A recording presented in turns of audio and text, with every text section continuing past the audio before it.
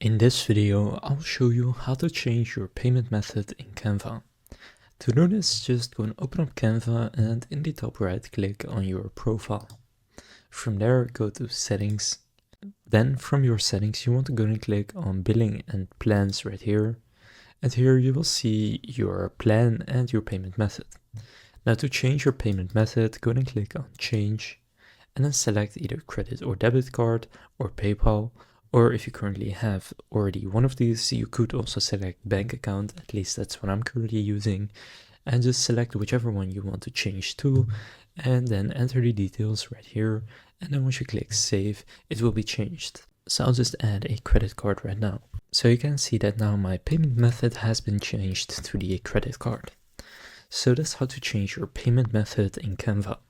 If this video was helpful, please consider leaving a like and subscribing to my channel. With that being said, I will see you in the next video.